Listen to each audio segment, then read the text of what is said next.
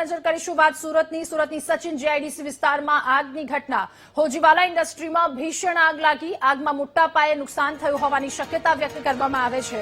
આ ભીષણ આગને લઈને મેજર કોલ જાહેર કરવામાં આવ્યો।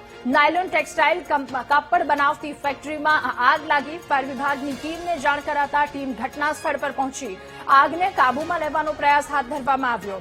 ત્યારે ફાયર બ્રિગેડ દ્વારા મેજર કોલ જાહેર કરવામાં આવ્યો। આસપાસના ફાયર કાફલા ઘટના સ્થળે પહોંચ્યા છે। આગ લાગવાનું કારણ હજુ સુધી અકબંધ છે। વધુ માહિતી મેળવીશું। સંવાદદાતા ધ્રુવ આપણી સાથે આજ મુદ્દે લાઈવ જોડાયા છે। ધ્રુવ, સુરતના સચિન વિસ્તારમાં જીઆઈડીસીમાં જે આ ભીષણ આગ લાગી છે, હાલની સ્થિતિ શું?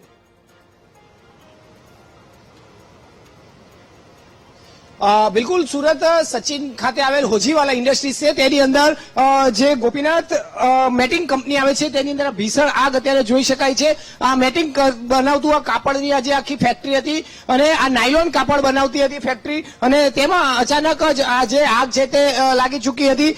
પેટ્રોકેમિકલ સાથેનું આ જે આખું જ્વલનશીલ કાપડ જે હોય છે તેમાં આ અચાનક આ આગ ભભૂકી ઉઠી હતી।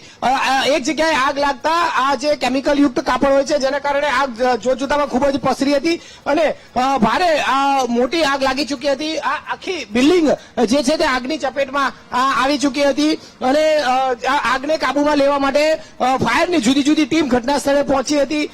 ફાયરના અધિકારીઓએ આને મેજર કોલ જાહેર કરવો પડ્યો હતો। સુરત ફાયરની ટીમ, સચિન જીઆઈડીસીની અને હોજીવાલા સહિતની ટીમ અહીં ઘટના સ્થળે પહોંચી હતી।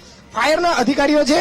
આપ बताइए, તમે જણાવશો અત્યારે કઈ રીતની આખી આ ઘટના અને કઈ રીતની કામગીરી? कामगिरी अभी आए हम लोग, चालू है फायर फाइटिंग करने का। अभी देखते हैं कहाँ तक पहुँचता है।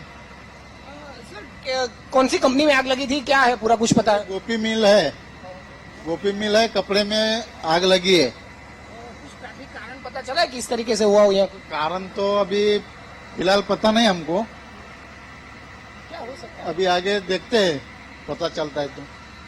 બિલકુલ, અત્યારે આ રીતે જોઈ શકાય છે। આ સચિન ખાતે આવેલી આ જે હોજીવાલા ઇન્ડસ્ટ્રીઝ છે તેની અંદર આ ગોપીનાથ જે મેટિંગ કાપડ બનાવે છે તેની અંદર ભીષણ આગ ભભૂકી ઉઠી છે। જુદી જુદા વિસ્તારોમાં ફાયરની ટીમ જે છે તે ઊભી છે અને તે અત્યારે હાલ આગ ઉપર કાબુ મેળવવા માટેનો પ્રયત્ન કરી રહી છે। આ જે આખું જે ફાયર મશીન છે, જે રિમોટ આધારિત ફાયરની ટીમ આખરે અહીંયા ઉપયોગમાં લેવાઈ રહી છે। અત્યારે આ જે કામગીરી કરી રહી છે આ જે ટીમ તે સચિન જીઆઈડીસીની જે ફાયરની ટીમ છે તે અત્યારે કામગીરી કરી રહી છે। અન્ય જગ્યાએથી સુરતની ફાયરની ટીમ મળી જુદા જુદી જે ફાયરની ટીમ જે છે તે અત્યારે આગ ઉપર કાબુ મેળવવા માટેનો પ્રયત્ન કરી રહી છે।